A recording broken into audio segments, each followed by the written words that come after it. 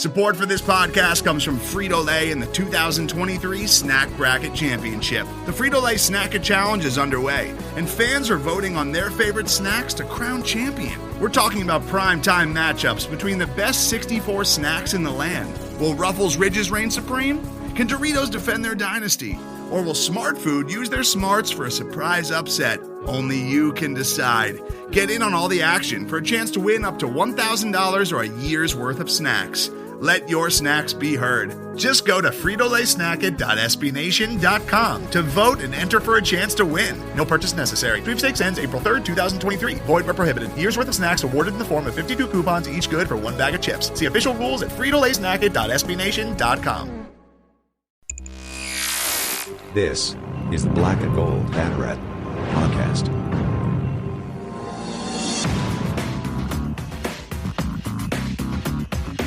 Now, here are your hosts, Jeff Sharon and Eric Lopez.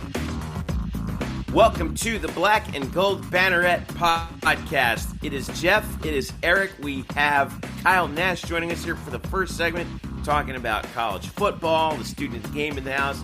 Later on, we got Stat Boy Drew, Andrew Gluchov coming in to give us our mid-season grades today. We've got lots to talk about on this show. We are full throttle here. We are midway through the college football season already, gentlemen. It's like how it's October, by the way. Good so weather. We got good weather. A little chilly weather out there. Little bite, little crisp in the air. You know. Yeah. By the way, I want to give a warning to our audience. There might be times during this episode you might hear some background noise to me. They're working and they're constructing my kitchen. It's like a war zone out there right now in my kitchen. So I'll be coming and going during this show. So but you've been warned. If we hear people like screaming in the background, yeah, that's pretty much it. Yeah.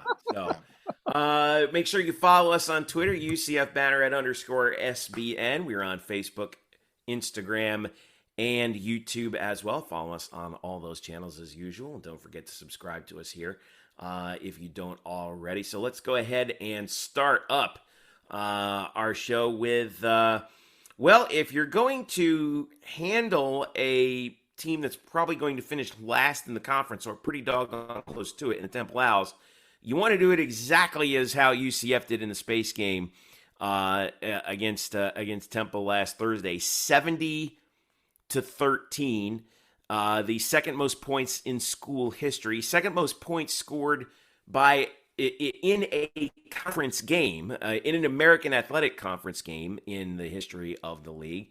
And that puts UCF at 5-1 as they begin what we're calling, Kyle Nash, the gauntlet. Because these five of their next five games, right now UCF is tied in the loss column with Tulane and Cincinnati. Both of whom, by the way, are ranked in the AP Top 25. UCF is tied with both of those schools in the loss column atop the American Athletic Conference standings. All three of them are undefeated. Tulane is 3-0 in the league. Cincy and UCF are 2-0. And of the next five games, all five of them are against the other five teams in the top half of the conference, in the top six. So here we go. This is what we've been. As Bill Parcells said, this is why you lift all them weights. This is why you do all that stuff. He didn't quite say it exactly like that, but this is where we are. Halfway through the season, we start with the East Carolina Pirates in Greenville. ECU comes in 4-3 overall, 2-2 in the conference, but they got fifth-year quarterback Holton Ahlers, who, interestingly enough, his first start was also against UCF back in 2018, which was Daryl Mack's first start. Pretty sure Holton Ahlers started for East Carolina when Kyle, you, and me were at UCF in school as students, probably. Wouldn't rule it out. Wouldn't rule it out that he maybe redshirted back then. But listen, laugh all you want. I know Eric's not the biggest Holton Ahlers fan, but this is a fifth-year quarterback. And this is a team that came off a 4-overtime victory at home against Memphis. I watched that game pretty intently. They came back. They showed a lot of character in that ball game. What are we looking at here right now against ECU? Because the Boneyard is never an easy place to be. No, not at all, man. And listen, first of all, I can't help but notice how confident you suddenly are with your Giants analogies. Can't imagine why that is this season, but I digress. Listen, man, when it comes to Holton Ahlers, I appreciate Gus Malzahn's approach to this. And Coach said during the press conference on Monday that Holton Ahlers is a unique experience and a unique challenge for this defense, right? Over and above the experience, I don't think there's another quarterback other than what maybe was expected of Tanner Mordecai that didn't really actually transpire. But with Holton Ahlers, he's a gunslinger like no other they'll see for the rest of the year. Over and above the experience, this is a guy that can sling the ball. He doesn't always make the best decisions, to Eric's point, but he can hurt you. And he's going to take risks maybe that other guys won't. But if they pan, you're in trouble. You know. Ahlers, I'm sorry, Kyle, I wanted to get this in. Last week against Memphis, 26-34, 304 yards, 1 touchdown pass. And in addition, I want to get his rushing. Yeah, 7 carries, 10 yards, also ran for a touchdown. They got 149 yards from Keaton Mitchell on the ground. And then, of course, there's Isaiah Winstead, who, Eric, I know that you've talked about Winstead before, how much you like him. 9 catches, 154 yards, and a touchdown. He was the primary target for Ahlers in that game. Yeah, they've got talent around him. I think that's why I'm been critical of him, because they really could do better if they get better play out of him.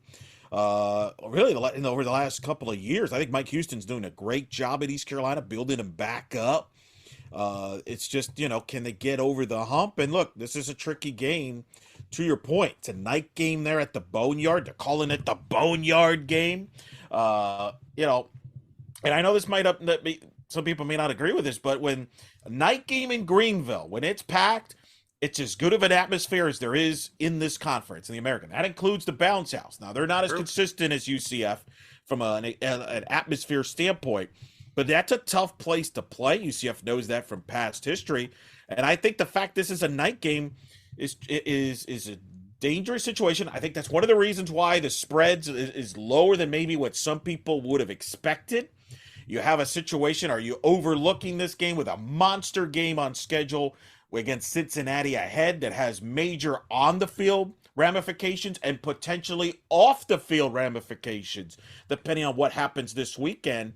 So this is and hey, by the way, they're getting on a flight for the first time this year. Yeah. How about that? So that will this team's excellent performance and that solid performance against Temple, will that carry? Will that fly? Will that travel, as they like to say, on the road? We're going to find out this weekend. Well, the number right now, UCF -5, over under 64. That's up from 4.5. Hasn't really moved much. And I wanted to say, also state for the record, and not to wax poetic about Ahlers here, he is having the best year of his career. So I hope so. It's his 800th year. I mean, I figured well, out. Well, his highest completion percentage, 68.5, up from 61.8 last year. Highest yards per pass, 8.2. He's thrown 17 touchdowns so far this year. His career high is 21 back in 2019, and compared to 5 interceptions.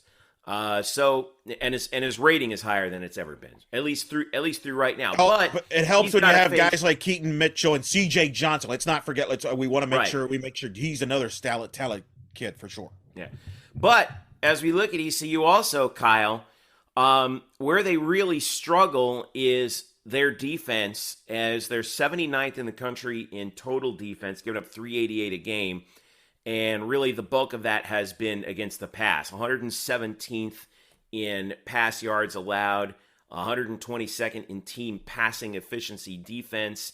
That's kind of where the weak point for them right now. And I think the question is, can John Rice Plumlee and UCF take advantage of that? Considering that, ECU is fairly stout against the run this year, 23rd in the country, 109 a game. But, like I said, it feels like they can be had through the air here, no? No, and the numbers certainly indicate that. I see where you're coming from. But listen, when I look at their schedule, be that as it may, that to Eric's point, gunslinging is the reason why they didn't beat NC State in week 1, where they nearly did in a 1-point game, hashtag ACC weakness.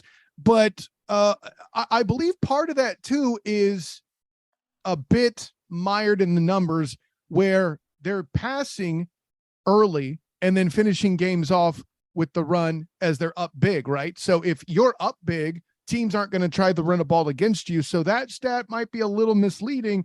And, opponents like Old Dominion and Campbell, you're not going to face the run a lot. I'll put it that way. And South Florida, let's not forget the game that was in Boca too. I was going to bring that up as well. Right. So half the games ish, you're not seeing a lot of run. So I would argue that the numbers may not be outright lying, but they may be telling a different story than what you see in actuality. And I'll put it this way. The reason why SMU looked scary on paper is it showed balance.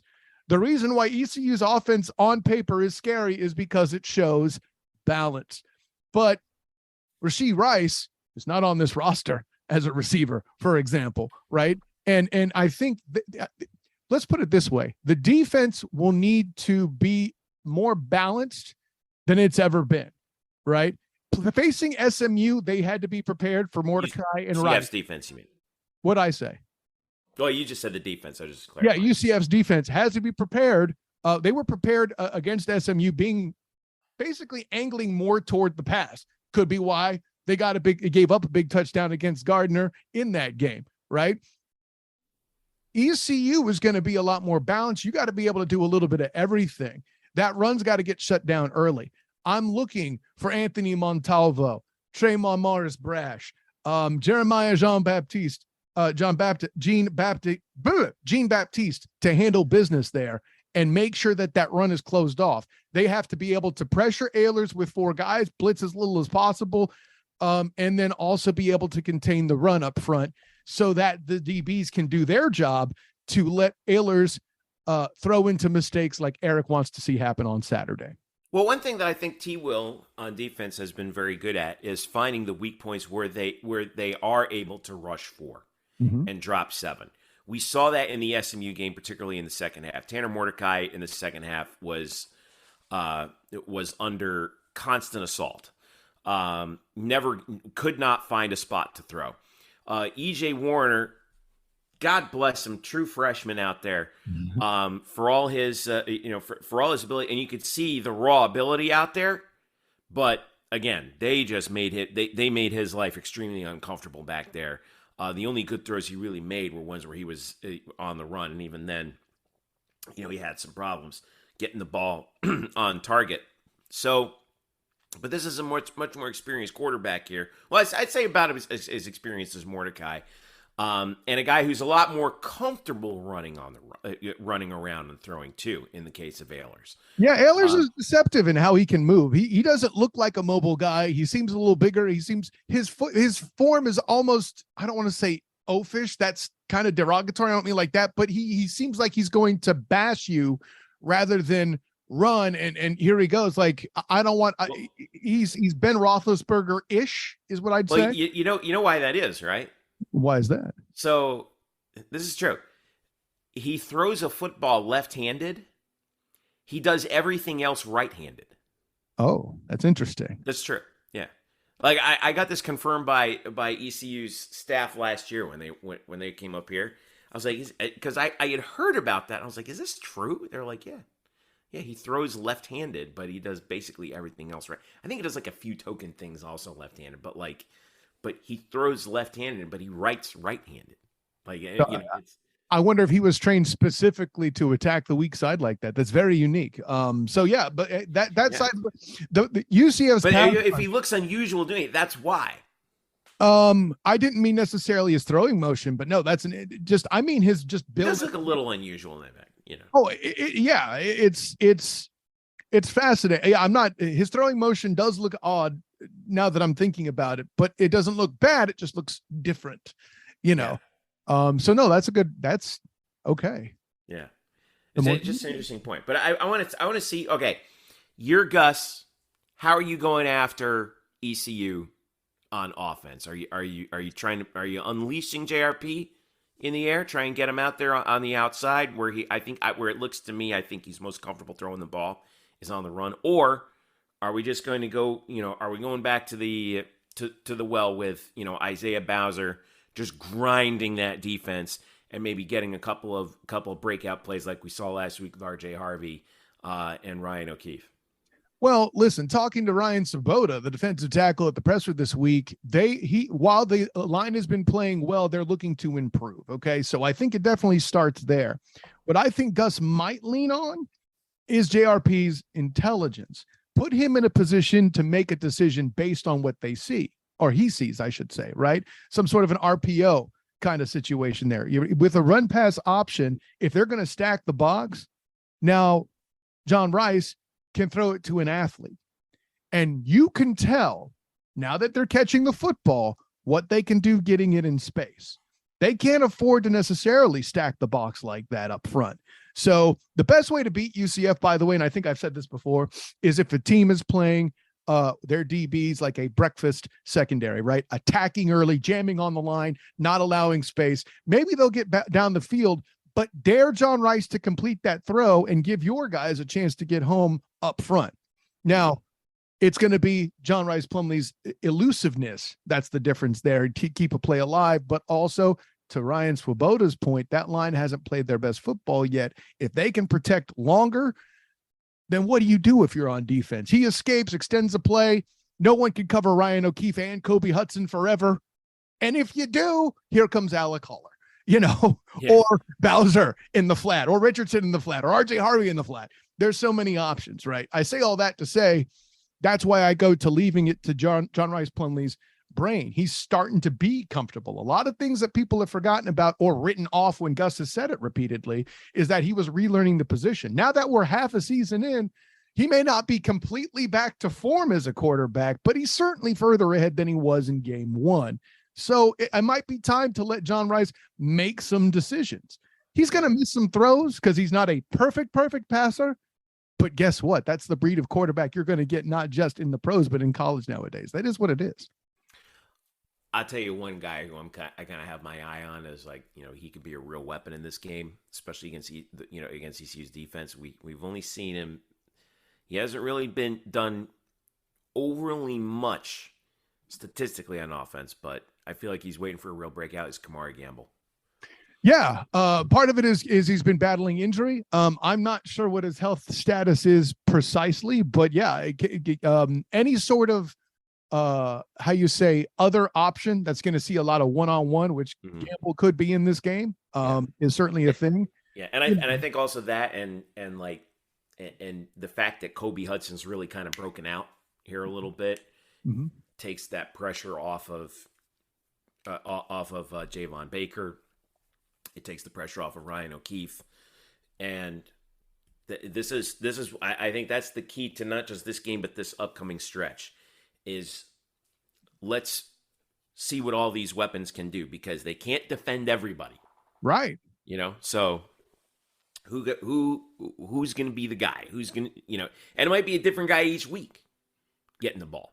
The defense, hey, take what the defense gives you is the platitude, right? So that's all that Gus has typically done in his games is try to take what the defense has given you. Sometimes Plumlee hasn't been able to deliver the throw or the receivers haven't been able to secure the ball to do that. And the reason why I say the passing game specifically is I haven't seen anybody outright stop the run while running a balanced defense. That's what I'll say. All right, so we've got this game coming up here against ECU, and I tell you, man, as I look at this schedule, and we'll talk about it more with Drew coming up, but I want to get your take, Kyle, right now because, there's potential here for this league to kind of, maybe even cannibalize itself a little bit if things go awry because. You have three teams sort of undefeated right now, or three teams that are undefeated atop the conference. And then you have ECU, Memphis, Navy, 2 losses each. Houston, SMU with 1 loss each.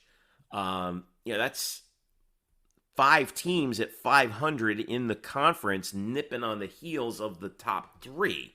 So how are you seeing this shake out right now in terms of the schedule that UCF has and the roadblocks that not just they have, but some of the other teams may have coming up?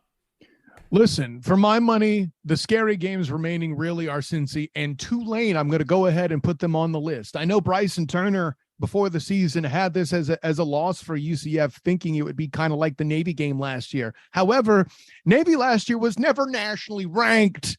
Willie Fritz is a coach I've enjoyed, and I didn't expect him to do this. He's done a great job there. Yeah. He's done a fantastic job. And I mean, listen, so we had a struggle in the COVID year. Who didn't, right? Even Jim Harbaugh at Michigan did, for goodness sake. But the punchline is this. That Tulane game is starting to scare me a little bit. It's on the road. To kind of enunciate what Tulane has done to get better is tough for me. Granted, I haven't watched as much of the film yet as I would have liked to at this point. I'll get to it.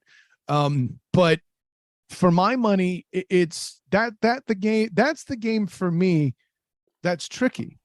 I mean, heck, last time they were in New Orleans, that game was tricky. That game was scarier than it should have been for some last time it was in New Orleans there. I think Nate Evans was on the squad there at that point with his homecoming, if you guys remember that.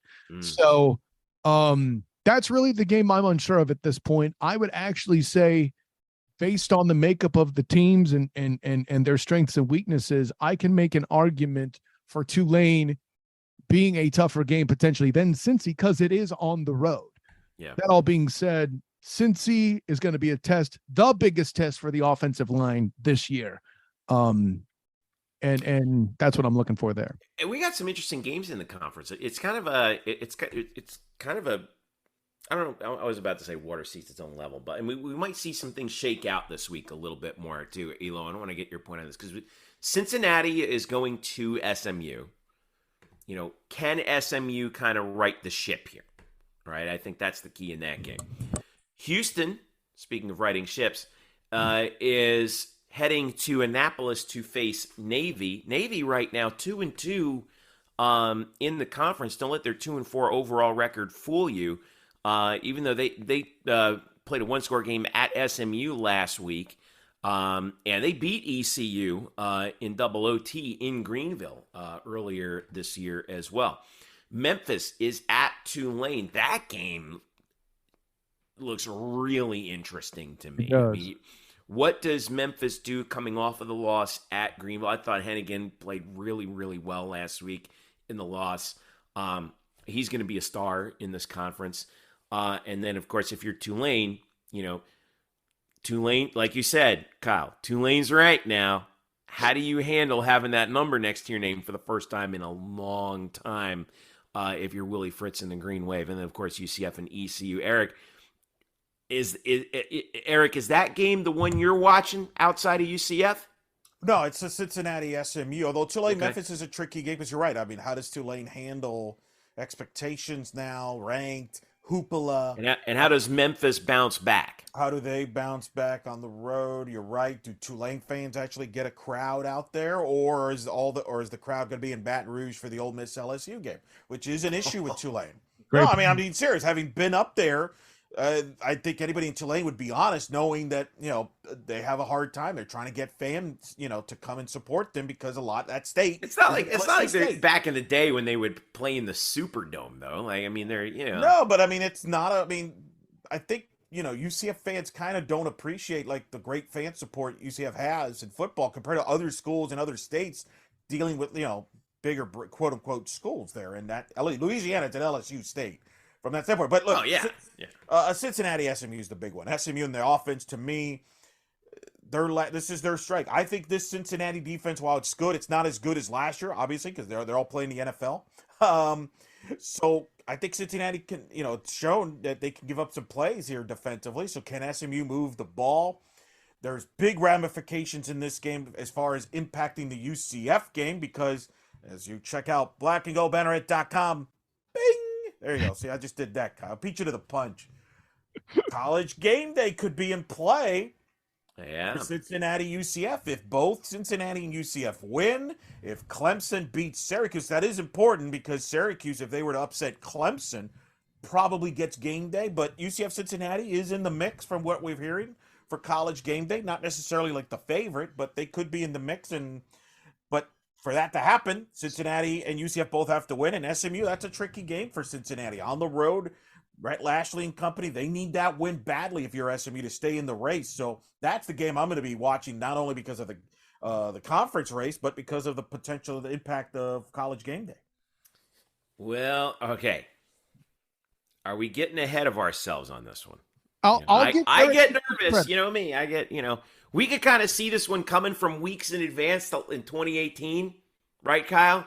Sort of. It's like we need some dominoes to fall late here for this to work. Well, right, and then that's the point I was going to make. I'll give Eric this much credit. Even in 2018, and granted, maybe it's my skepticism. I tend to do that just like you do at times, Jeff. It's a thing we do. It's a defense mechanism, all that. But there was a time in the 28 season we heard whispers, but like, they'll never actually put it on our doorstep. What are you talking about? That's not going to happen. Oh my God, there's the bus. So, I think it's the same thing here. Like, they'll never do it again, especially now. I mean, John Rice hasn't been playing. Oh my God, maybe, So there's, granted, to both your guys' point, help will be necessary. 100%. So then to go back to you, Eric. Mm-hmm. For UCF to potentially host game day with Cincinnati, all right, who do UCF fans need to root for? Clemson. Sorry, Jeff. Big time. They got to root for Clemson. I don't know if I can do that. Well, what's ironic is in 2018, the big contender for there was opponent for the UCF Cincinnati hosting game day that year was Notre Dame Syracuse, because that was a top 15 matchup. The difference was that game was played in Yankee Stadium. Why was that, Jeff? Why was that played in Yankee? Syracuse was for some strange reason has decided that they want to market themselves towards the entire state of New York, in particular the tri-state area. So for those for those who are only listening on the podcast, Jeff changed his hat and was going to act like we didn't notice from his put a Syracuse hat on to his Syracuse orange and expected no reaction. I just haven't you learned yet? What are you here? I mean, of course, I would love College Game Day to come here, but it hasn't been to Syracuse. I remember I went to grad school there, so Syracuse has never hosted for football. Never hosted for football. That's correct. Basketball, but if Syracuse were to upset, shows you how bad they've been at football for a long time. True.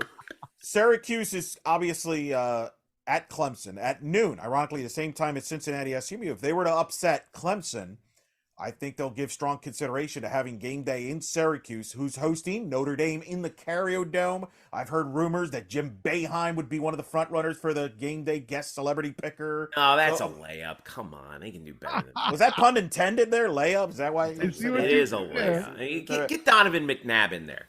Get Donovan McNabb. Donovan's got to stay off field. Look. So the point is, you got to root for Clemson. What are the other games in the slate that we need to keep an eye on? The other games you got to worry about is, Ohio State is at Penn State, as I wrote about. That's a big game, but the Fox has that. Does ESPN really want to go to Happy Valley for a game that's on Fox? Michigan State prime time. I think this would have been the pick before the year, but Michigan State's had a subpar year. That's where I think Fowler and Herbstreit are going to go. Fowler and Herbstreit will not do Cincinnati UCF, even if game day's here. I don't believe. So I feel like that might be a Dave Pasch game. That feels like a Dave Pasch game. Yeah. Dave Pasch went to Syracuse. I mean, all those Syracuse guys will be fighting for that Syracuse Notre Dame assignment. And then there's one eye on the Notre Dame game. Yeah. There's a big Oklahoma State Kansas State game that had Oklahoma State beaten TCU this week. I think that would have been maybe a front runner. And who knows if Kansas State and Oklahoma State both have tough games this week. Oak State's playing Texas. Kansas State's playing TCU. If both of them win those games, maybe that gets them in. This is a little different in that they have options. They could go in a lot of different scenarios. This will be a last-minute decision. This is 2018. They were looking at UCF Cincinnati for a while. In comparison, remember, Jeff, we broke that story. People were scoffing at me and like, what are you doing? Because even UCF, the regime back then, they were pushing for UCF Navy on during the holidays. I remember that. Hey, but I said, there's no way. Navy's having a bad year. Your best chance is the Cincinnati game, which turned out to be true because that was for the division title at the time and everything. And if the reason why there's talk about the undefeated streak at the time, also the streak. I mean, it was a hot topic, and I think a lot of UCF people were skeptical. They thought ESPN hated them. Well, guess what? They went there and had it. And as Reese Davis recently said, was one of the best game days they've had. It says Reese Davis has it as one of his top 5 favorite game days that he's done because of the atmosphere that was provided there. So I do think Cincinnati UCF, which could be, if both Cincinnati and UCF take care of business this weekend, could be the game of the year in the American, could be the first of 2 matchups between those 2 teams. And it could be really the beginning of a rivalry, if not already, of those 2 teams as they go into the Big 12, which That's is another the other thing. which there's speculation there could be a Big 12 TV deal on the horizon with ESPN involved. So there's that aspect of it. So those are the things to watch this weekend. Wouldn't it be fun to announce at game day, by the way? Well, yeah. Interesting point that you make there, Colin. I want to make this quick diversion before we take a break. So Brett Yormark has the commissioner of the Big 12. And Eric, I think he's going to be in town. Wednesday. Maybe not for that game, but that week, right? Well, all we know right now is Wednesday.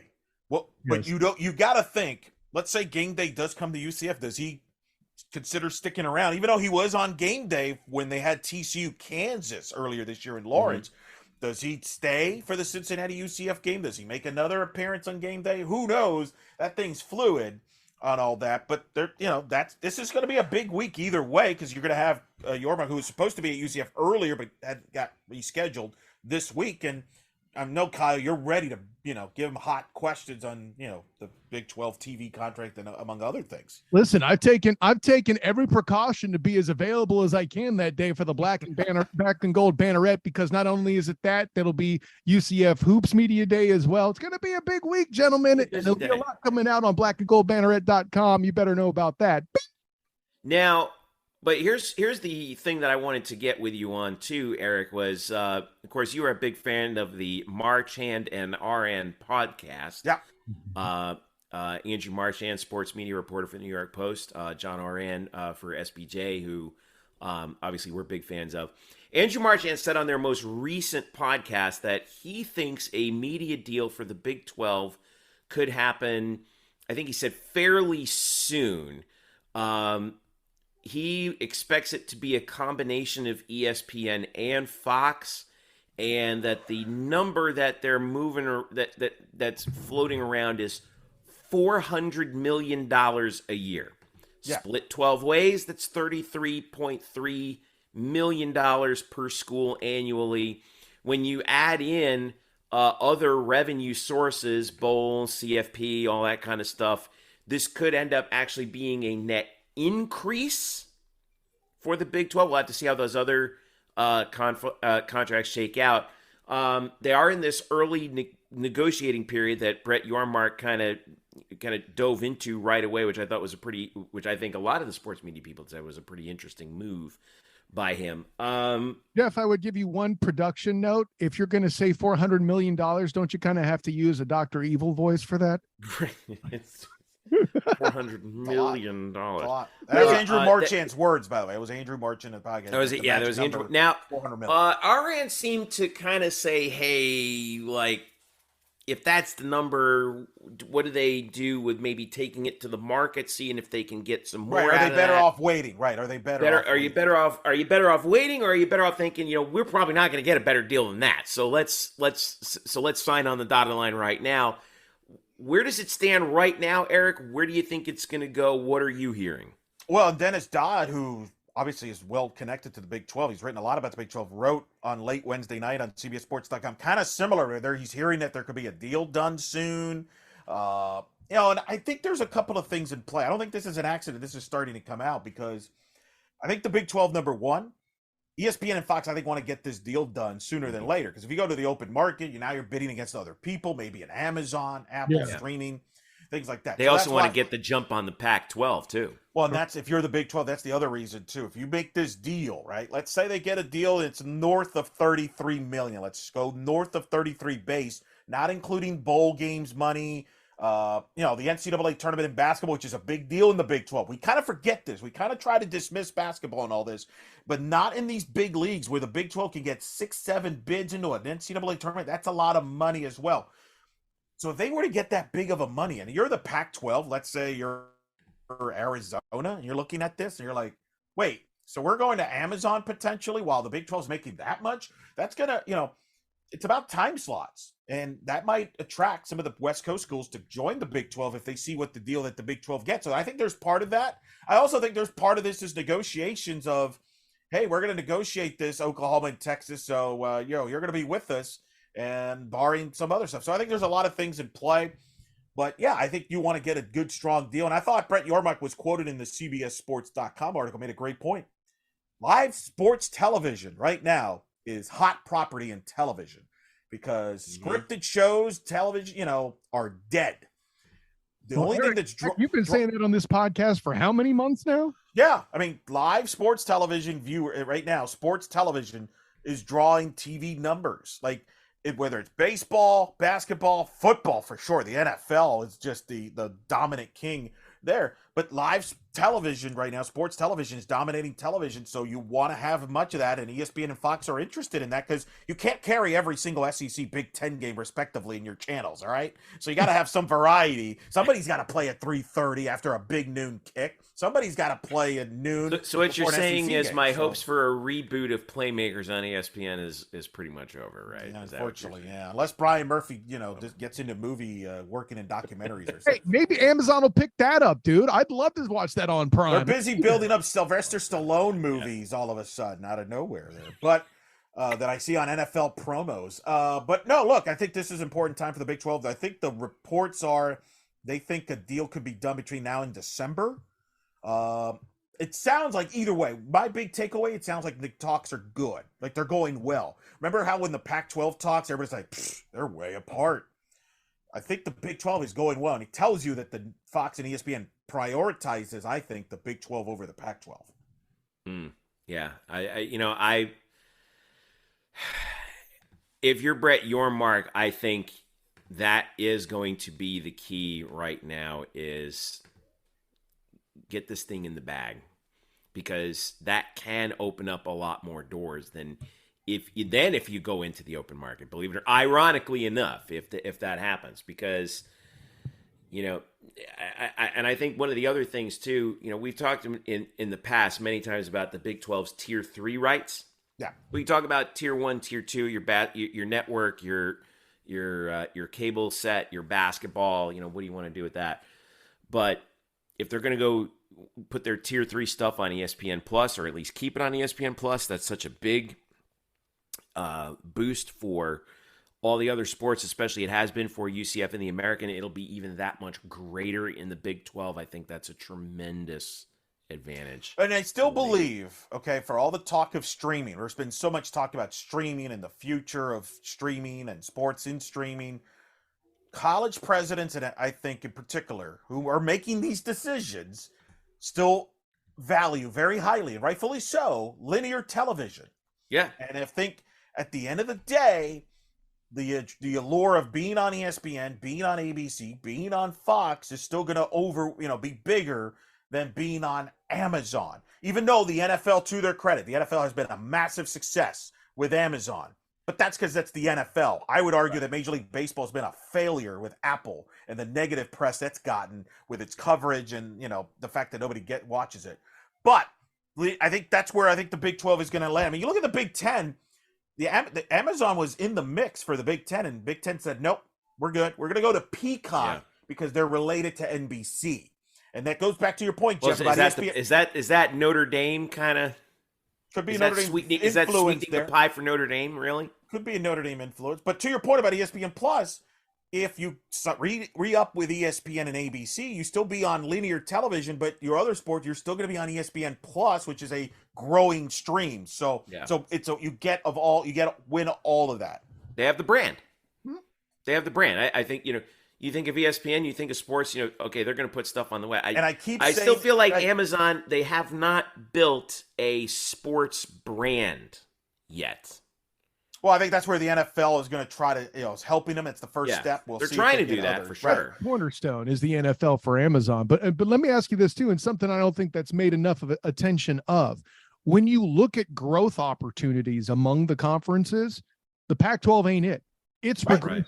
The ACC is all but dead, if you want to believe my good friend Eric Lopez.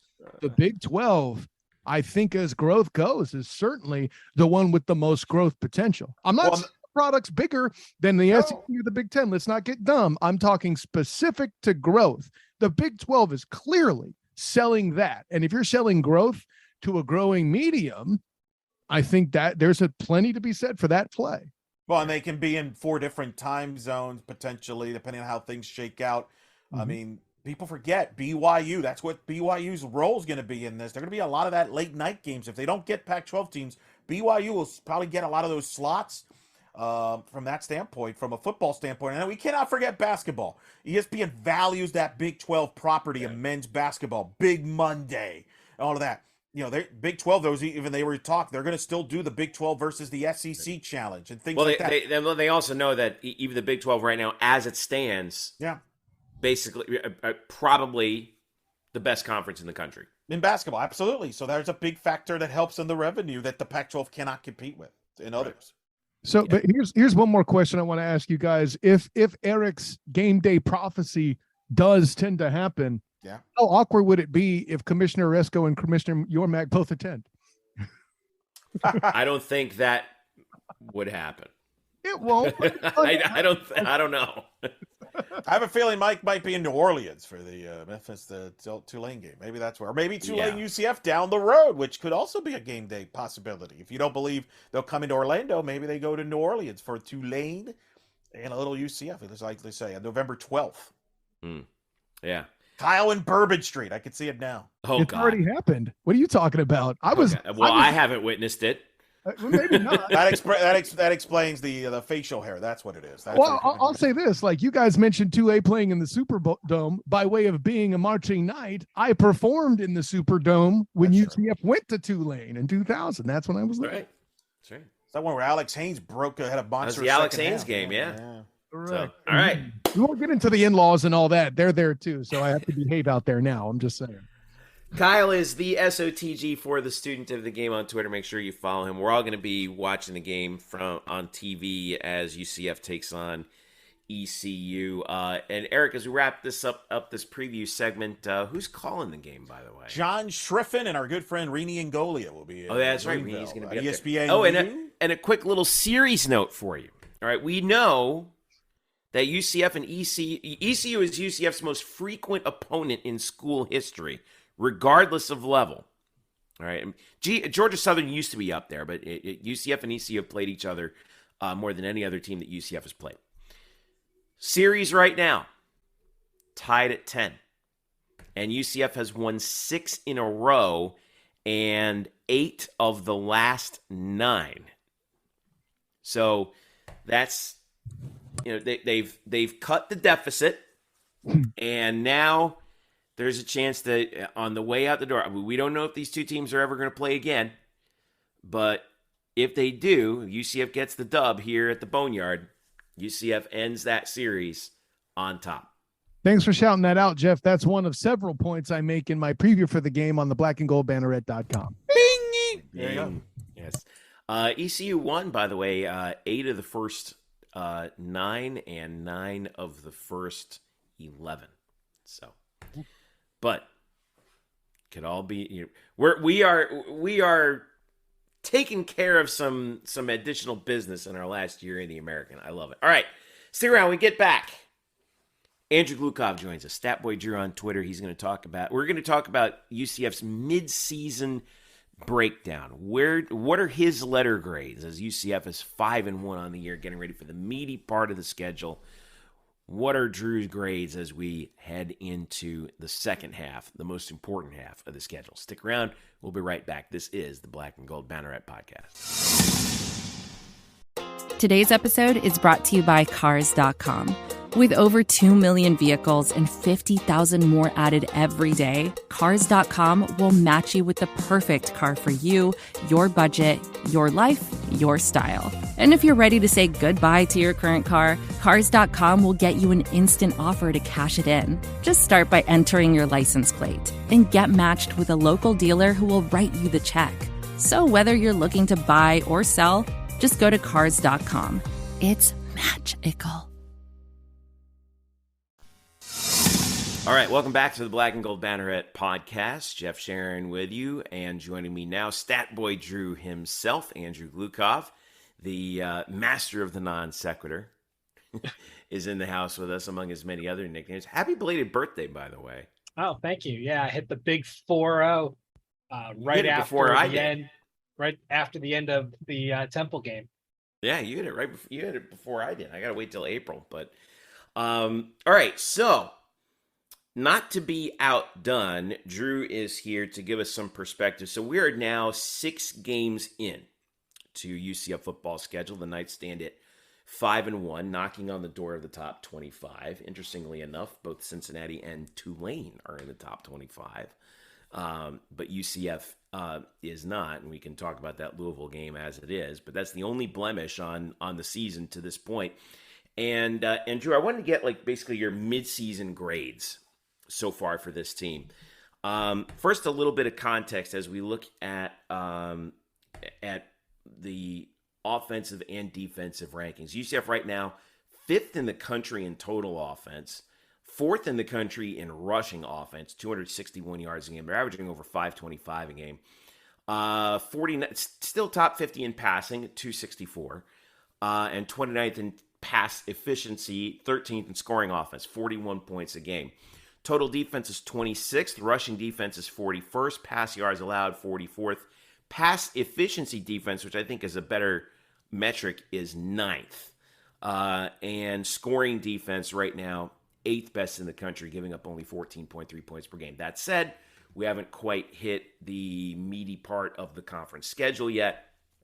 We're about to do that, I think, starting this week with ECU. But let's talk about your overall letter grade on the season so far after 6 games.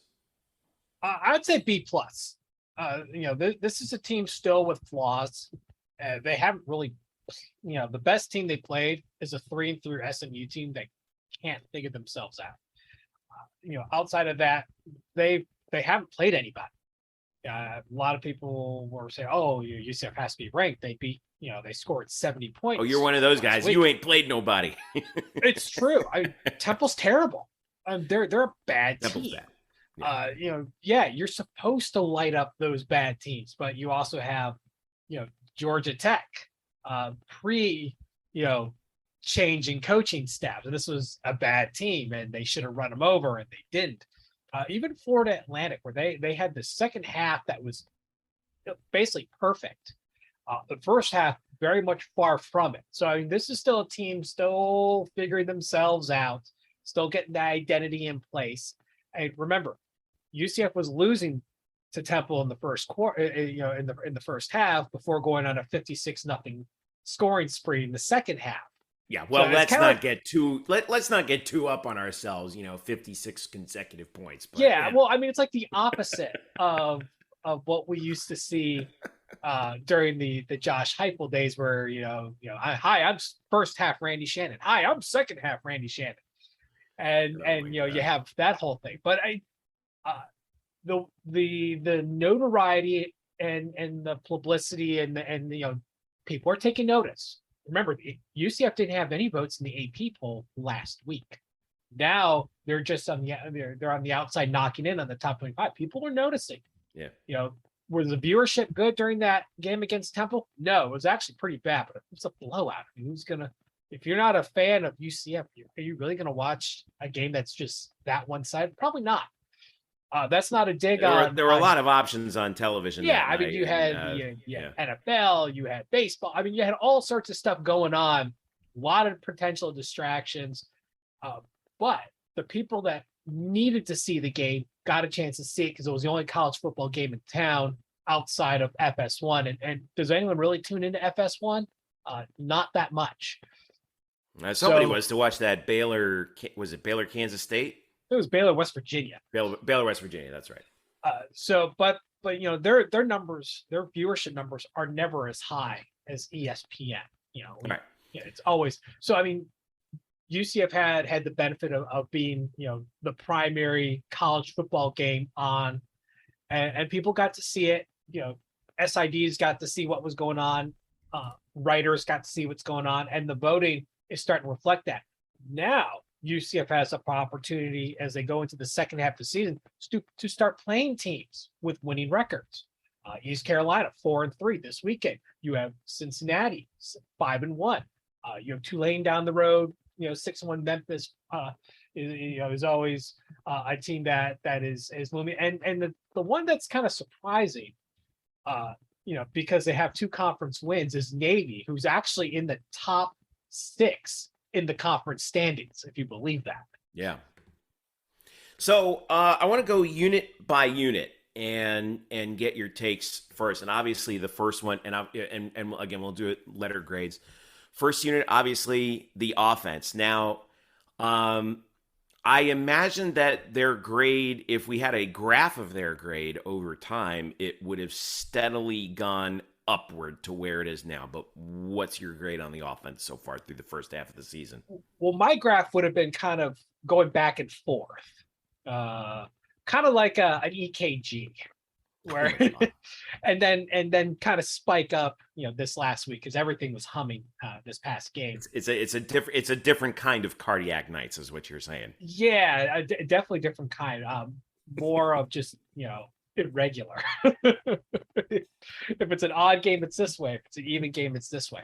I give it kind of a solid B, because it really depends on which week you get.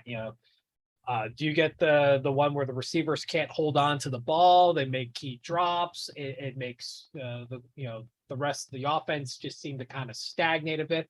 Or do you get the one where everything's just humming and just working in concert with each other? So I think that lack of consistency, and I wrote it in the round table going into the Temple game. Give me one complete game. Okay, give me 2. So you had to get that one in the books, but now we need consistency. Give me a second one. So, you want to win me over. I need to see a little more consistency out of this offense because we seem to get a Jekyll and Hyde effect going on. How can you be Jekyll and Hyde and be top 5 in the country? When they're good, they're real good. When they're bad, they're bad. All right. It's. I mean, you put over 700 yards of offense, that's going to spike up your numbers.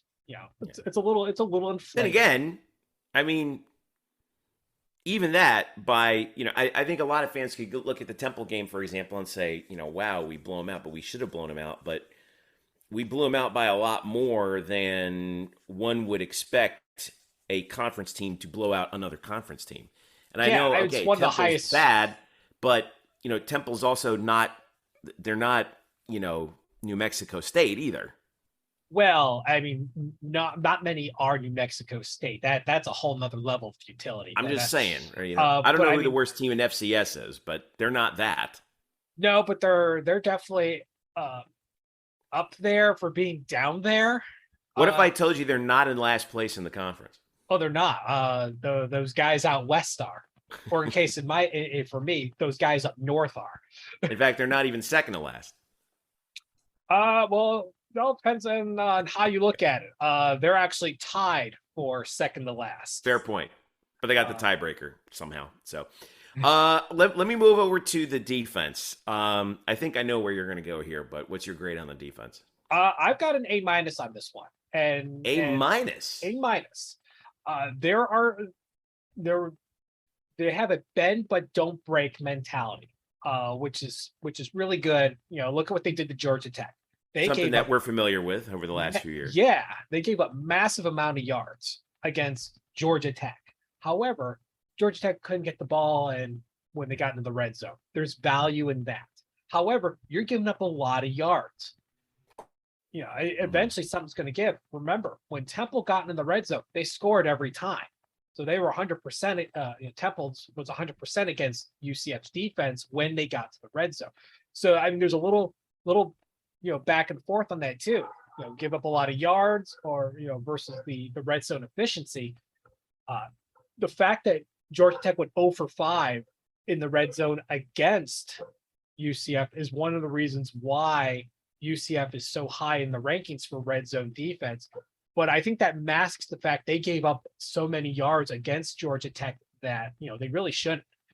Early in Florida Atlantic, they had some mechanical issues on the technique of tackling.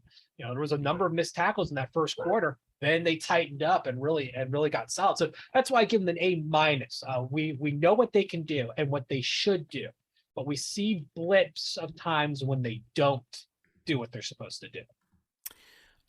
Special teams, which I think has had some better moments this year.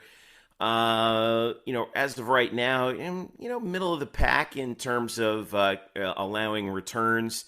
Net punting, not all that great, but there have been some switches in the midstream here in the kicking game. Your evaluation of special teams so far? I got to put an asterisk on this one. This is before the change, after the change. Before the change, I give him like a C. After the change, I give him a solid A. After they made the personnel change, Mitch McCarthy at punting, Colton Boomer at place kicking, this is a very different special teams. The defense has been pretty solid. The return game has actually improved a little bit. We saw a really nice return last week. It was a 51-yard return at one point, which I think is a season long. And both the kicking and the punting game's been spot on. I love what was done against SMU by Malzahn and the staff, where they used situational punting. Mitch McCarthy when they needed the leg. Andrew Osteen came in when they needed precision, he dropped a couple. He dropped a couple bloops down there inside the 5. That was a great performance by him. So right. I think if you draw a line when they made the personnel change before, after that, I mean, you can't really do much better than what they've done. Yeah. Elo has popped in to join us here as well. So all right, so. Drew, your offensive grades again, or your grades overall, A minus overall. Offense, you said a solid B. Defense, A minus, I think you said. Mm-hmm. Special teams, kind of. I don't want to say an I because that has a negative connotation to it. I'm going to take it from the personnel change forward because that's what's going on now. All right. Basically, it's almost like it's two different teams. So I'm going to take that C rating for the pre-change and let's just kind of drop that as freshman forgiveness. And going forward, it's a solid A going forward. So I want to get both of you guys in on this one. The job that the coaching staff has done. This will be our last individual unit letter grade. I think that Gus is the master of the adjustment. And he has adjusted on the fly, I think, pretty doggone well. What would you give Gus and his staff, important to mention, in total in terms of a letter grade so far this year? I would give it also an A minus, and the reason why is how much they struggled in adjusting against Louisville. The offensive line, was getting crashed, and especially in the middle of the line. And the adjustments just weren't there for that, and they just could not. They had some injuries in that game late, though. I think they did. Also contributed. They did. There was, Louisville just plays a very physical game, but again, we can, that's part of the game, and that's part of the adjustment process that coaches have to deal with. Is how do we adjust for the fact that a guy's dinged up, knocked out of the game? How do we make it work? Yeah. And they couldn't. And that's obviously it's the only blemish on UCF's record. It was a game that should have been won. I don't believe Louisville. 2 chances down there in the red zone, right? In the second Louisville half. did not win that game. UCF lost that game. I think they defeated themselves more than anything else. I think they eventually at the end got a little desperate, and much like we saw with SMU against UCF, where there was just some questionable decision making, especially in the field of play. I think the same thing happened against Louisville, where it was just some questionable stuff, got rushed, got panicked a little bit, and that's where he goes away from being an A team on the coaching staff to an A minus. Because you look at what was done against FAU, against Temple, against SMU, the adjustments that were made from the first half, which were a lot closer. And then the second half, where it was foot on the throat, just absolute domination, shows where the team can become. It's almost like Floyd Mayweather boxing. He early on just kind of taking the blows, almost scouting in real time, and then after a certain period of time, sees where the weaknesses are, where the opportunities are, and then strikes hard. And before you know it, you put on 56 points against Temple. Your second unit that plays the fourth quarter outscored the entire Temple Owls the entire game. You SMU, other than that last garbage touchdown, I mean, you gave up very little. And that matters. That offense was supposed to be the real deal. Defense shut them down, especially in the second half. Absolutely demoralized them, gotten in their head. That goes back to starts with coaching. You've got the coaching that does it initially. The players feed off it, execute the plan, and then you generate results.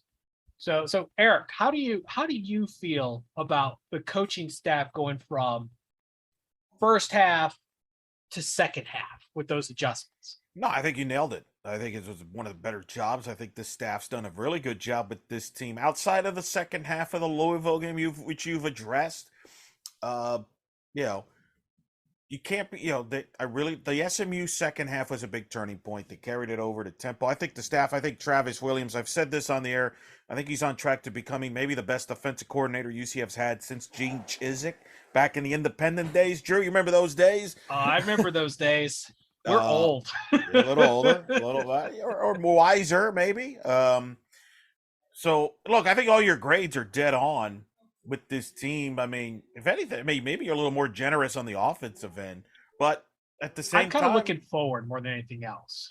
Looking forward, yeah. Well, here's the thing, though. The thing is, we're going to learn more now because the schedule gets now. We're going to learn more about this thing. This team's finally going to go on a flight. They're not going to play inside in the state of Florida for the first time. And with respect to Temple, let's be real. If we had English Premier League rules in college football, Temple would have been relegated a long time ago. They wouldn't even be in FBS football. So that's my thoughts on that game. But look, the opportunity is there, Drew. The second half, when you look at how the national picture has gone for the New Year's Six, for all the praise that the Sun Belt, your beloved league, Drew, that you love to pump up the Sun Belt. Hashtag Fun Belt. Yeah. Hey, I ham up all those leagues. I mean, come on, Baction. I mean, I ham them all up. Yeah, you know what they've done? They've pretty much hammed it up. thrown away their opportunity in New Year's Six like they always do. And so the path is there for the American, whether it's UCF, whether it's Cincinnati, whether it's Tulane. If you're a believer in the Green Wave, I think one of those three teams, if they win out, is going to easily get that New Year's Six slot. Cotton Bowl we're thinking, Drew? To the G5, right? It would be the combo, but I want to point out something it just shows how little the margin of error is for non-American conferences right now. Coastal Carolina and South Alabama have one loss each. Coastal Carolina 6-1, South Alabama 5-1. James Madison, I don't even count James Madison because they're not bowl eligible, which is a totally different conversation for another day. They can still ruin people's seasons, though. And they're going to ruin people's seasons because that's how they roll right now. And it just shows that how ready they are for FBS football. The fact that they creeped into the top 25. Praise, by the way, compliment the pollsters. I know everybody likes to rip polls. They actually ranked them. Yeah, and deservedly so. Deservedly so. Well, rankings are independent of bowl eligibility. Right. But I'm saying, college football, for all the scrutiny, and I understand people may not agree with where teams are ranked and all that, they do a pretty good job of spreading the wealth as far as teams from different conferences and different, as far as getting them rankings, unlike other sports, which me and Jeff will get into later. But anyway, I just wanted to throw that shout out because I thought that was pretty cool for them on that moment. But I think it matters with the polling. The fact that there's so many pollsters, I think that actually helps because some of them actually follow the game, which is kind of a great, nice concept, unlike other sports. What? Yeah, not only that, you compare that to the CFP committee. You're looking at 63 AP voters versus 13 on the CFP committee. Sure.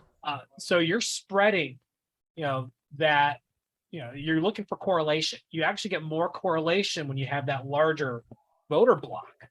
So you see more pattern, and that pattern gets reflected within the standings. Whereas, in the CFP committee, you have very small pockets, that have larger influence. Now so one right. voter in the AP poll does not have nearly as much influence as one person in the CFP committee.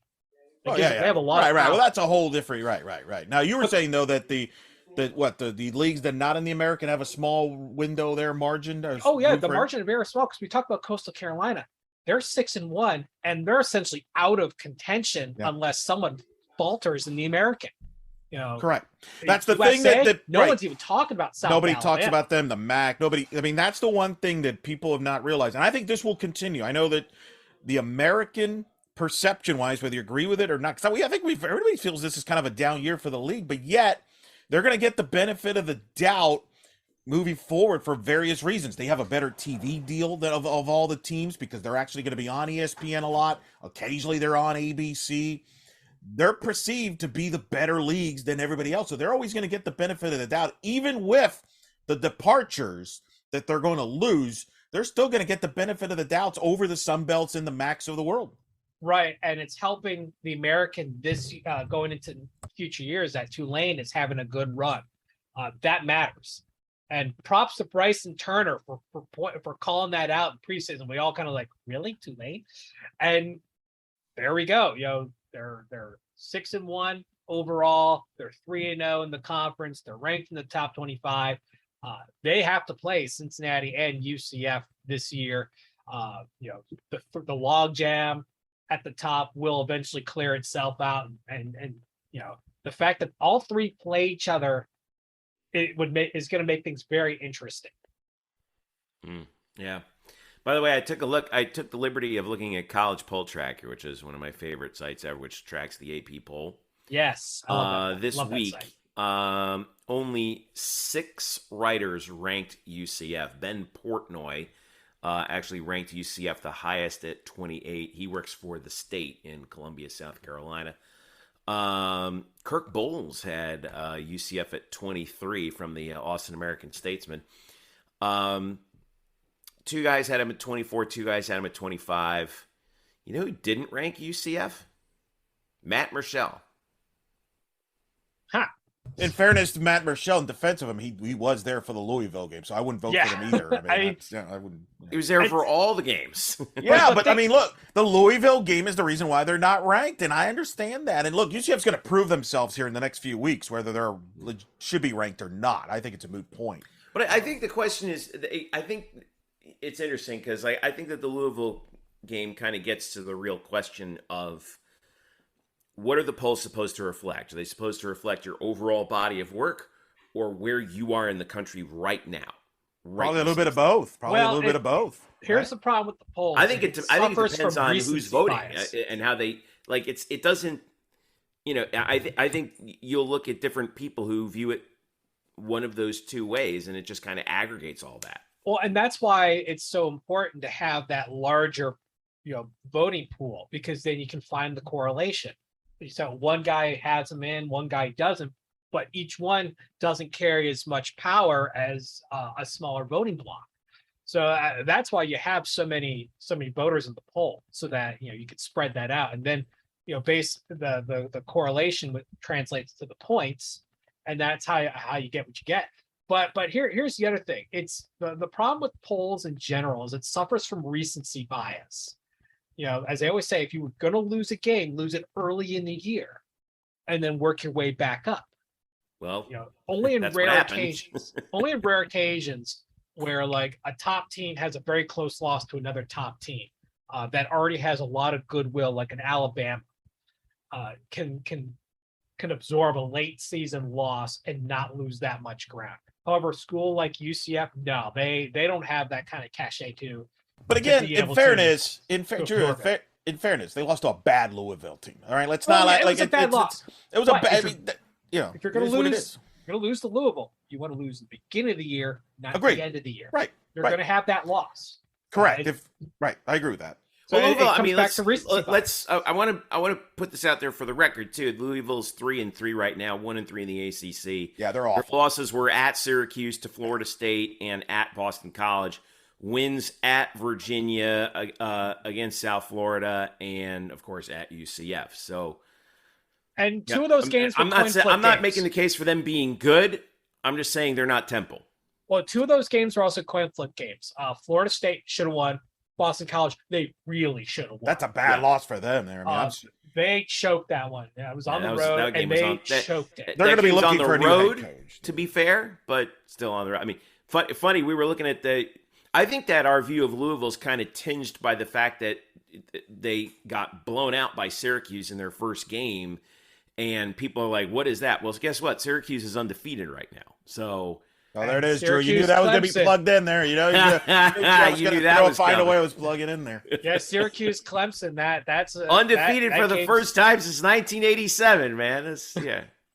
But here's the good news for UCF, by the way. Regardless of rank, not rank, they kind of, if they take care of business the rest of the way, they win out. They're going to be New Year's Six, which is the ultimate goal. And there's nothing in their way except themselves. So well, let me wrap this segment with this question then. And I want to pose it to the two of you. And Eric, I want you to answer this one first.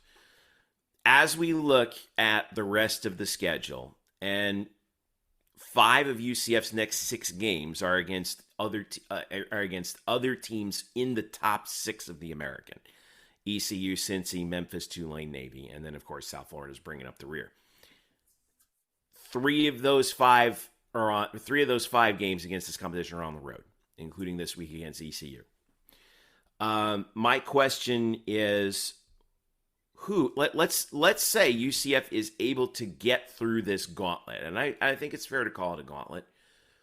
What is, or who is the biggest threat for snagging that G5 spot right now? And I should preface this by also saying Cincinnati's ranked 21st in the AP. Tulane's 25th in the AP. After that, you got UCF. James Madison, not bowl eligible. Alabama. I don't think there's a threat outside the American. This is the Americans to lose, which could happen. Maybe they beat each other up, and that opens up a door. That's kind of what I was getting at. There's a possibility that everyone beats each other up, right? Well, at that point, if they beat each other up, then it is what it is. But if UCF does the survivor get the spot? I guess. Yes, I do. And again, I think those are brands. UCF and Cincinnati. If Tulane were to beat, say, a UCF and a Cincinnati, they will get the benefit of the doubt. I think the gap between the American and, like, say, the Mountain West is something, because Boise State's fallen off a cliff. Nobody even talks about them anymore. Nobody even knows what channel they're on or network. Do we even know, are they on? Maybe they're like back in the 80s where, like, they didn't air games. Maybe, I don't know. That's kind of what's it like to be on FS2. So it's USA. I mean, it's a gap. Like, I think Mike Oresco's been right in that, to me, they're not really a group of 5. They're kind of in between the Power 5 and the group of 5. They're kind of in the middle there. They don't get the respect of Power 5, but at the same time, they do get more respect than the group of 5. So to me, whether it's UCF, especially UCF and Cincinnati, if one of them wins out, nobody's going to touch them for the New Year's Six slot. I should mention, by the way, for our friends from Boise who are listening, that they are 4-2. They're both of their losses came on the road at Oregon State and at UTEP. Well, that's what happens when you're on FS2. Nobody notices. Nobody notices when you lose. Yeah, Drew. So I'm pivot a little bit on that, because you said if the other schools win out and the American kind of cannibalizes itself. A 1-loss Coastal Carolina, I think, will get in over a 2-loss American team. I'd buy that. I'd buy that. Wow. Yeah, if they're not even on the radar right now in the polls. Well, I mean, it's because that loss to ODU just really put a bad taste in a lot of people's mouths. They're on Mac, baby. Remember, recency bias. If they keep winning, they'll slink their way back in. That's just the way. I think you could say a 1-loss Sun Belt champion probably does get the nod over a 2-loss American Conference champion. Yeah, I think so. I think so. But the American controls their own destiny. Yeah. If whatever school, one of the 3 wins out, they'll get it. Period. No other 1-loss team is going to challenge them. So, well, your only candidates right now in the Sun Belt with 1 loss overall. Oh shoot, I had it and it went away. Okay, there it is. Your only candidates right now with 1 overall loss are Coastal, like I was mentioned, James Madison also has 1 loss, but they're not bowl eligible, and South Alabama. So, by the way, it is not crazy to think we could have a scenario like 2014 where the G5 champion ends up being a 2-loss that gets represented in the New Year's Six Bowl. Remember, that was the year where UCF blew their chance by not showing up at UConn. Otherwise, they could have been in that slot. Instead, I believe, who was it that represented? It was I think it was Boise that year. In fact, that was Boise's last trip with 2 losses, I want to say. One thing I want to point out, no one gives them really any credence, is University of South Alabama. Their only loss was a 1-point loss to top 10 ranked UCLA. Well, that's my point. If they were to win the Sun Belt with 1 loss, yeah, I would think they would get. Even though, and I know UCF fans hate hearing the term quality loss because of the issues that dogged 2017 and 2018's quest in the CFP standings, but that's about as quality of a loss in the Sun Belt as you can get. And if you have only 1 loss, that's going to matter in the G5 race.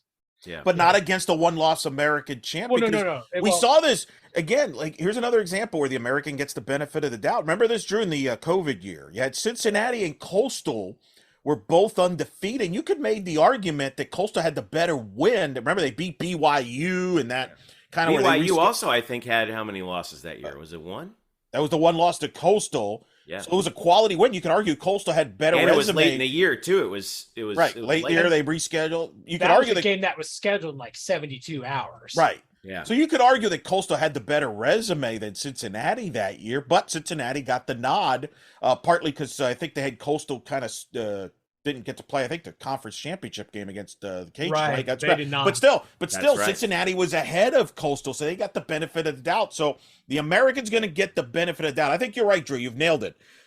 For somebody else to knock off the American off that New Year's Six slot, they have to have a 1-game better record than the American. I think if it's all equal, the American champion gets the benefit. I mean, even if the champion has it doesn't necessarily have to be like all the teams cannibalize each other so much as the champion has to have at least 2 losses. I mean, it could end up being worse, but at least 2 losses by the champion would open the door for that Sun Belt team if they run the table. And because USA and CCU are in opposite divisions, they'll if they keep going, they'll meet each other because they don't play in the regular season.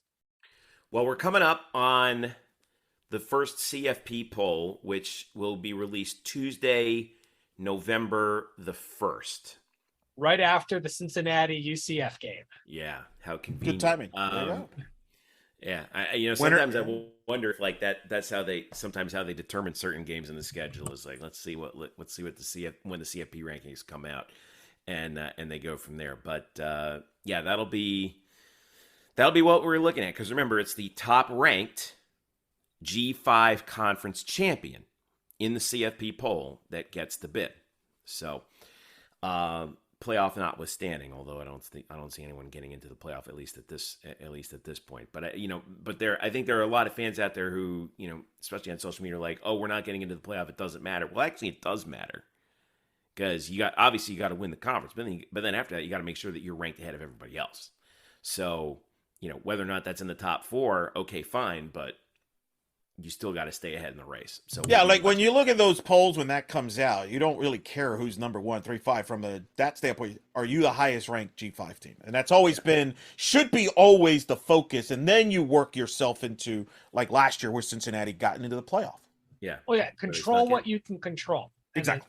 In the end, aside from the game itself, your conference, you're in control of where you are, and that's going to continue with the playoff expanding because the highest ranked G5 champion will be in the playoff. There's no guarantee for the second team. If you're a second best team in the G5, so right, and even in the Big 12, teams in power conferences control what you can control. Go win the conference. Yeah. The rest will work itself out. Yep. All right. Drew, we thank you for your insight and for your letter grades on this. Elo and I will stick around. We'll be talking about what's been going on around the rest of the world of UCF sports, including volleyball in the war on I-4. Remember, you can follow Drew at StatBoyDrew on Twitter. All right, when we get back, we talk volleyball, we talk soccer. UCF women's soccer vaulting themselves to the top of the American. With Drew's favorite jerseys, too. Yes. Oh, man, those Scott's back. The new Space U soccer kits are gorgeous. Best use of the Canaveral blue. I was about to say Carolina blue because they're so similar. Canaveral blue that I've seen yet, with the gradient going down into the Pegasus star. Better than the football one this year, in my opinion. I just think it's just using that blue more. And I know Kyle Nash is absolutely in love with it. He agrees with me. It is the best Space U we've seen yet, and there's more to come. So who knows? It can be outdone by another sport. But I love the fact that UCF's doing these for the other sports. They deserve it. Yeah. And it's nice to embrace that alternate logo. Everyone should have that one time to use it. It's fun. Fans love it. It's great for merchandising. It's a win-win altogether. We'll be talking about that, and more importantly, their performance on the field, which has been excellent of late, Eric Lopez, in just a little bit. Drew, thanks once again. Stick around. We'll be right back. This is the Black and Gold Banneret Podcast. We are back here on the Black and Gold Banneret Podcast. Jeff Sharon and Eric Lopez with you. Let's go around the horn and talk about what's going on around the world of UCF sports. And Eric, I think we got to lead off with women's soccer. 6-2-4 on the season, 4-0-1, unbeaten in conference. Now that Kristen Scott's back, they have won 4 in a row. They won at Tulsa 3-2 on Sunday. This is after taking Cincinnati to the woodshed 4-0. They face ECU. They have only three games left. Yeah. In the regular season, all of a sudden, ECU Thursday at 6. And then for their only space uniform game of the season, and then Houston at home on Sunday for Senior Day before the big showdown with South Florida to close out the regular season next Thursday. But the key has been Kristen Scott since she has come back. How many goals has she scored, Eric? I think she's got at least 4. Is that right? She scored 4 in their last 2 wins, and scored 5 since she's coming back. And she's the difference maker. I mean, they are a different team. She's now in the top 7 all-time in goals scored, 32 goals.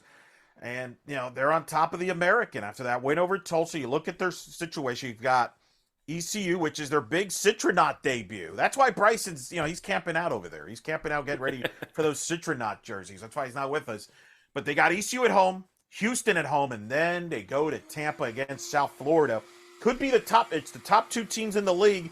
You could have the conference championship decided in Tampa if both teams take care of business next week in Tampa. That's high stakes. But Scott's provided the scoring. Diana Martin is playing great. Yeah. Defensively they're solid. Now that they're healthy, it's trying to make this push. And for that senior class of Scott and Daria Rajayi and CAC, that group, they want a taste of that. They want a taste of that conference championship. That was their goal when they came in as a freshman. They want to end on a conference championship highlight note and get to the NCAA tournament. That's the group for the senior. It starts, though, with it tonight against ECU, who's been the surprise of the league. Yeah, the game is Thursday night against ECU. So I want to look at the RPI here, too, real quick, Eric, because obviously how important that is going forward. You have UCF as the top AAC team at 32. And I'm scrolling down here trying to see. Yeah, keep scrolling. It's down. Yeah, well, down year for the league. SMU at 76, right? That's the next one. Cincinnati at 87, Memphis at 93, Tulsa 108. Where is South Florida? In the hundreds. That's a shocker to me. Yeah, they had a rough non-conference, a loss to American. They just were a team that struggled in the non-conference, but it's found themselves in conference. And unfortunately for UCF, this is a game that normally would help your RPI. In this case, it doesn't. That's the worst case scenario, especially when it's your rival. So, it's kind of a weird year in the American. It's down. It's probably, the way it looks, UCF has the best chances in at large. But it's in their best interest to win at least the regular season or obviously the conference tournament and get the automatic bid, because there's no guarantees they would make it as an at large. They don't have a top 50 win this year. They have a couple of draws. The RPI is good. 32 schedule strength is got good. Four draws this year. Yeah, and you don't know how the committee's going to look at that, and so just keep winning. That's the only thing they can do because the margin for error is very thin, and right now with the league being down this year. Well, let's hope they clean up on their way out to finish out the season here. I want to flip over to men's soccer right now as they finish up their season right now, 5-5, 2-4 in the conference. They're struggling right now. They had a shot. It felt like after they beat FIU on the 9th, 3-1. You know, it looked like there was something getting ready. They had a shot down the stretch. But then on Friday at UAB, they give up 3 goals. They lose 3-1 in a game that, you know, looking back on it, I know that they want that one back. Because UAB is near the bottom of the conference in men's soccer. But that said, they still have 3 games left, and no one has no one has a better shot than them to potentially win this conference in the tournament than they do. I think they can potentially take this thing in the tournament, but you got to get into the conference tournament. That's first. the problem. You got to get in first. Yeah, and we talked about how crazy the American is right now. Well, they have 2 of their last 3 at home. This Friday, they're facing number 13 ranked Charlotte at home at 7 o'clock. That is a huge game. That could potentially erase some of the ground that they lost, but not all of it. Then they go to Tulsa next Friday before they finish up Wednesday the 2nd against South Florida. But what is the path right now, Eric? It's win the conference tournament or else, basically. Yeah, that's pretty much it. They're not going to get in as an at-large. They got to just get into the conference tournament, peak at the right time, and hopefully you play well, and you're the last team standing there, and it's tough league. Is there? I mean, we talked about obviously the at-large thing has gone by the wayside, and which stinks, but. When I look at where they are at 90, they're 5-5 and they're at 91 in the RPI. Let's say let's get wild here for a second. Let's just speculate recklessly. If they win out, where does that put them? Does that put them somewhere in the 70s, you think, or maybe higher if they get the win against Charlotte? Maybe 50s, 60s. The problem is, remember, the men's tournament's a 40-18 field, not 64. Yeah, that's so right. So your RPI's got to be way better than that to get in. And the problem with this team, Jeff, is, last week we were talking about, man, they turned the corner. They got that top 25 road win at FIU, and they followed that up with losing at UAB. So, they're kind of inconsistent right now. They have 2 losses against teams 100 or worse in FAU and UAB.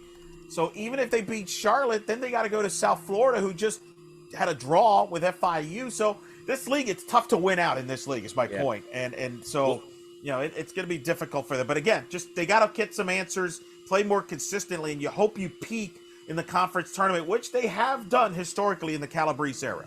Yeah. Well, check out your RPI too, right? I mean, they're facing Tulsa coming up. Tulsa's at number 11 in the RPI. Charlotte ranked number 13th in the coaches poll. 28 in the RPI. They're 8-1-2. Charlotte's been a surprise this year, I think. One of the top offensive goal scoring teams in the country. So that's going to be a challenge for UCF defensively. Could be one of the more entertaining games of the year with both of those teams in the firepower. See if Luca Dorado gets back on track. He was kind of held in check by UAB. So hopefully they're with this week in practice. They're checking, fixing some things, cleaning some things up, and before you know it, all that noise disappears. Yeah. And, as we look at the championship, again, they have to be, top 6. Is that right? Yeah, which is not easy to get in the top 3 conference. Like the American right now is rated as the number 3 strongest conference in soccer. Yeah, well, you got SMU at 12. Remember, it's points in this. So you get SMU is top at 12. Tulsa, FIU, Memphis at 10 apiece. So that takes you down to 4th. 5th is South Florida at 9. Charlotte's at 8, tied with FAU. So, right now FAU's trailing Charlotte because they have 1 loss. Charlotte has 2. Remember, you get 3 points for a win, 1 for a draw, none for a loss. So that's 6 points for UCF is doing a lot of heavy lifting.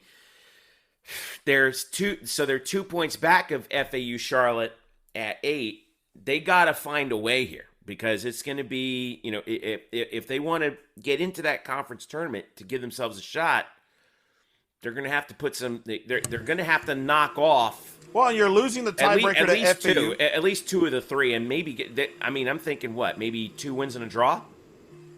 Yeah, probably is what's going to take to get you in, and this Charlotte win could be big. They need a Charlotte win here because Charlotte's one of the teams that's trying to get into the league. It stinks that you lose the tiebreaker to FAU if you end in a tie with them, points wise.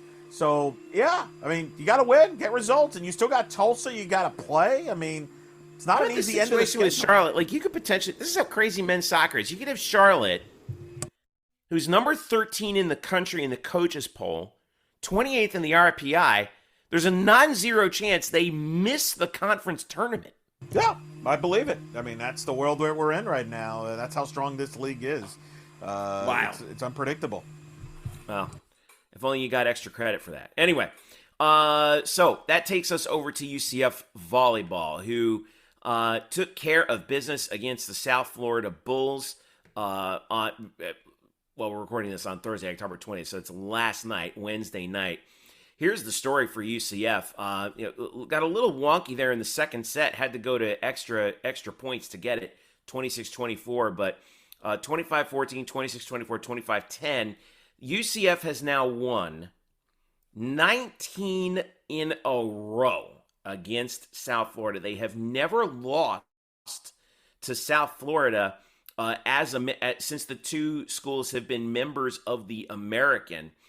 And the last time South Florida, get this, Eric, last time South Florida took a set from UCF was on October 11th, 2019, 3 years ago.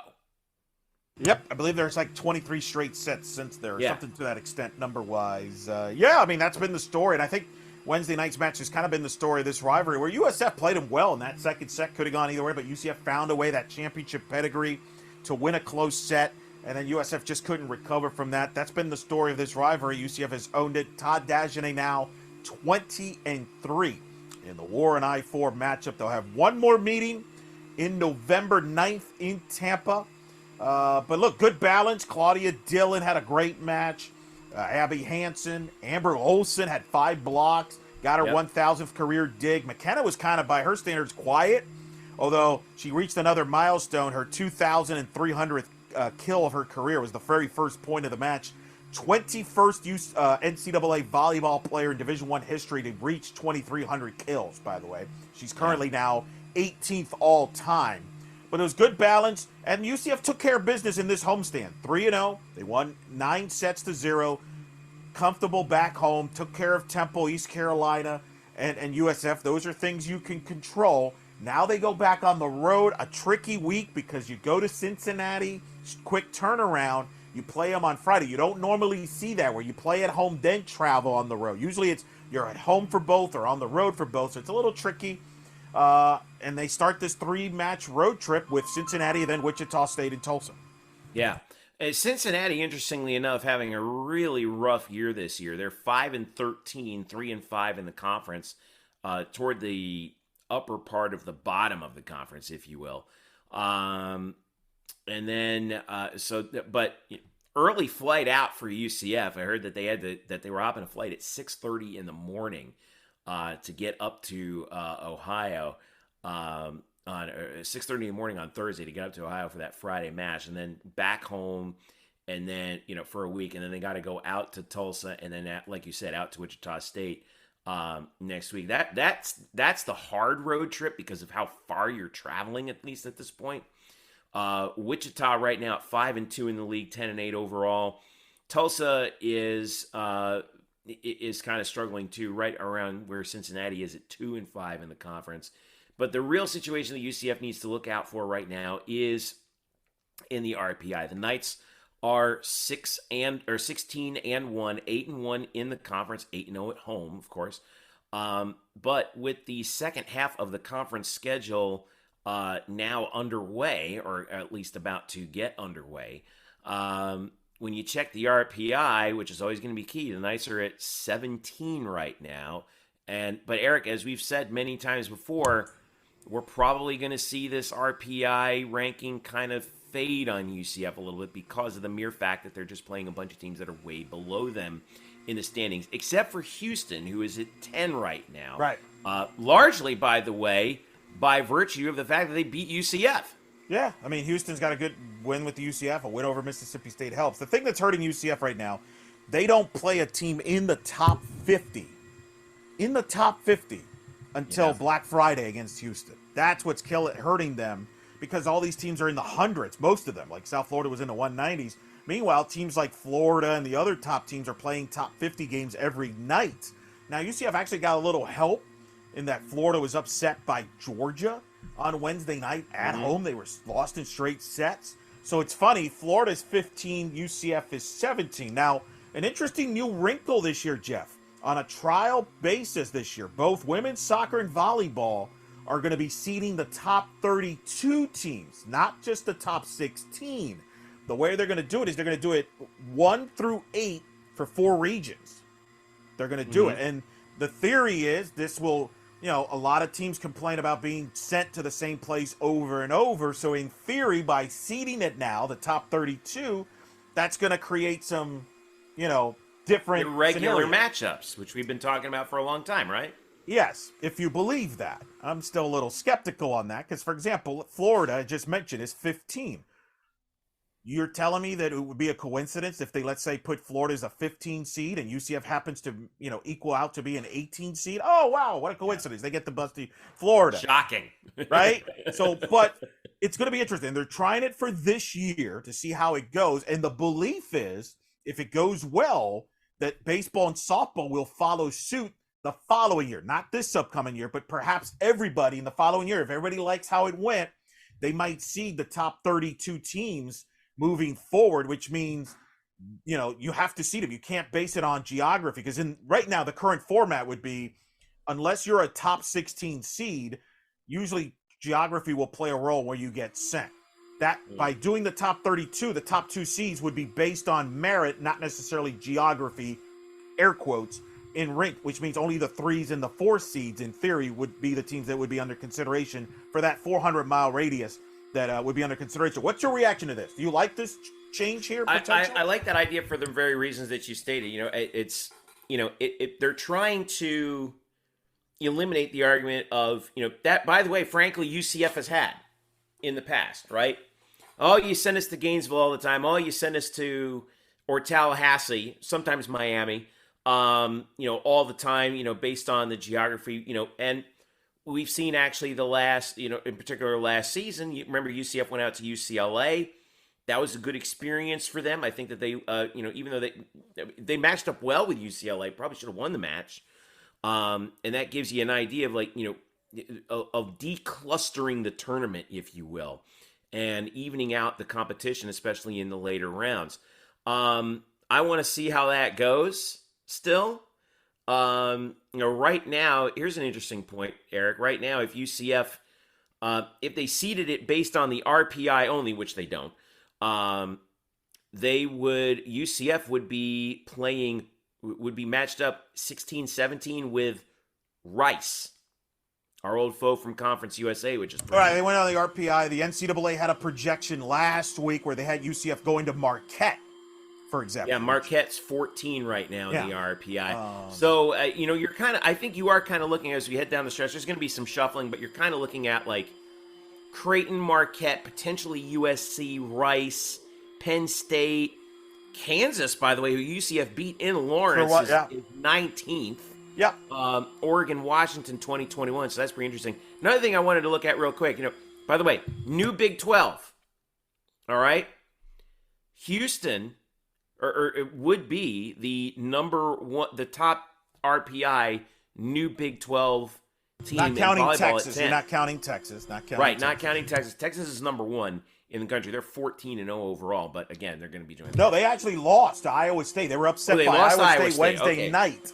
So they were upset on Wednesday night. So that's late night. Wow, so they're going to drop. You're going to have Louisville maybe to overtake. Maybe could be a factor there. So the thing that's hurting UCF right now, games like Miami, which last year would have been a top 20, top 15 RPI game. Miami's in the 48, 49 range. That's hurting them. Kansas State, who, I think they were counting on at least being a top 50 win. They're outside the top 50. Things like that is hurting UCF. Obviously, the middle to the bottom of the American is killing them from a schedule strength standpoint. It's good. It's not impossible for them to host, but it's going to be difficult. They're going to need help. They're going to need to win out, honestly, Jeff. I know they're going to have to win out because that would include a win against the top 10 Houston, top 15 Houston team to add to the resume. You hope that Kansas keeps winning. You hope Miami gets on fire and moves up, and maybe you can sneak in as a host over a Florida. Maybe Florida fades a little bit in the SEC among a couple other teams. But, again, with the new format, seeding the top 32, in theory, it should go based on merit, not necessarily geography, so who knows? We'll see. Miami 49 as of last night. Disappointing. Disappointing. Yeah. That Miami should be better than that. Miami was a top 20 team last year. When you schedule that game, you're counting on that being a top 20 game, and UCF's not getting that right now. And that's the flaw with computers, right? You don't like humans' involvement. There's flaws with both sides. Here's a flaw in the computer. And this is always my issue with committees and the computers is you're punishing teams for playing games that they can't get out of. Like UCF cannot get out of playing games in the American. You can't forfeit, you can't cancel those. You have to play them.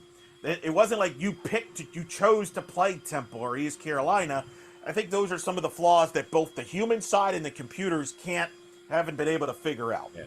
But, at the same time, you can only go by whatever data that you have, and that's the data that we have. And you always hope that your conference, holds serve against, in their non-conference. Yeah. If you guys play well, that should work out for them. But, alas, we see how this We'll see how they go on the road. By the way, for everybody, and I teased this earlier in our last segment, for everybody that complains about the college football polls and committee, just look at volleyball. Volleyball has set the new low standard of the most incompetent poll in all college sport. This we got to talk about real quick because UCF loses to Houston in Houston. The following poll, they dropped only one spot to 24th. UCF wins their two matches that week. So does Houston. Houston jumps up to 24. UCF falls out of the top 25. Who is filling out these ballots? Well, some of this, I'm sure, is delayed reaction, delayed voting, as they say. Obviously, many of the voters were impressed by Michigan's incredible one-set win at Wisconsin on Sunday that was on television because they kept them at 25. God forbid you put a second team in the American. And I feel for the American, Jeff, because they deserve to have two teams ranked. They've never, hard to believe this, the American has never had two teams ranked in the top 25. Not even when Cincinnati was ranked. when UCF was Thompson, winning. right. They should have been, They've never had it. They should have it now, but here's the problem. You have Big Ten biasness going on, and I think this is going to get worse as we move forward because the Big Ten is not going to be on ESPN after this year. So the only way they're going to get attention is in the rankings, and I think the Big Ten coaches in particular, I'm going to call them out because I don't give a damn. They're going to manipulate these polls, right? Because Michigan shouldn't be ranked. They got smoked by Wisconsin. I watched that match. It was on ESPN. And to me, that's going to be a concern here moving forward. I think the Big Ten not being it, because they've already complained about not being on ESPN with this new TV deal. They're gonna manipulate that polls, and you're gonna see even more Big Ten teams rankings at the expense of teams like UCF or because Houston deserves to be ranked. This is the first time they've been ranked since '94, but it should not have been at UCF's expense. Think about this stupid logic: you're rewarding Houston for beating UCF, but you're punishing UCF for losing to Houston. Huh? How does that make any sense? It's a joke. All right. Well, on that note, we have officially cleaned up exactly everything that we needed to do here around here. Except my kitchen. It's still being, as Eric you heard is the getting, background. Eric is getting his kitchen. Listen, Eric Lopez is multitasking here. He's supervising the kitchen getting done. It's a wild week, man. We're still all recovering from everything that's been happening. It was a weird environment at the volleyball match last night. UCF won anyway. It was crazy, but hopefully we'll get back to normal here. We're slowly but surely getting ourselves back to normal. We got soccer on Thursday night, women's soccer, Space Game uniforms. That's going to be fun against ECU. We've got volleyball and men's soccer. Men's soccer facing number 13 Charlotte at home on Friday. Volleyball is at Cincinnati at 6. Of course, football at ECU on Saturday. We will have night shift for you after that, I'm sure, Eric. Yeah, we're going to have Bryson, Drew, Kyle are going to be on night shift. I'm going to be on, hopefully, college game day watch if UCF Cincinnati takes care of business. I'm going to see if I can hop in there. Please hop in. For joining the party. I'm still going to have this noise in the background. I'm going to use this. Actually, we're just shredding the AVCA. Working around the clock. That's really it's not really my kitchen. We're just shredding the AVCA pole right now. That's how much I think of it there. But yeah, look, hopefully, big weekend from that Saturday, because we'll know game day probably Saturday night, Sunday morning where they're headed, depending on how everything plays out. So night shift will maybe break that down. Hopefully with a win, we'll recap the ECU game regardless. Yep, and of course, women's soccer senior day, 1:00 Sunday against Houston. And oh, by the way, men's golf, Isleworth Collegiate starting Sunday too. The Masters of College Golf. We'll be following that in next week's show as well. Make sure you follow us on social media. I'm at Jeff_Sharon. Eric's at Eric Lopez Elo. Andrew is at Statboy Drew. Kyle is at the SOTG. And don't forget, it's Bryson Turner as well on Twitter.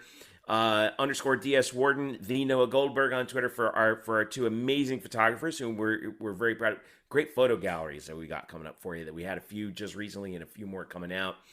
Also, don't forget to follow us on social media. Instagram, Black and Gold Banneret. YouTube channel. Make sure you check out blackandgoldbanneret.com. Subscribe to us. Ring that bell so you get the latest on our latest content, including Night Shift, which goes live right after every UCF football game. Don't forget to follow us, of course, on Twitter, UCF Banneret _SBN, and of course, Facebook.com/Black and Gold Banneret. Don't forget to subscribe to us. If you do, we thank you. Don't forget to leave us a rating wherever you listen to your podcast. Thank you once again, one and all, for listening. We've got another busy weekend coming up for UCF Sports. For Eric and the entire crew here at Black and Gold Banneret, I'm Jeff Sharon saying thank you for listening. Go Knights, charge on. We will see you Saturday night.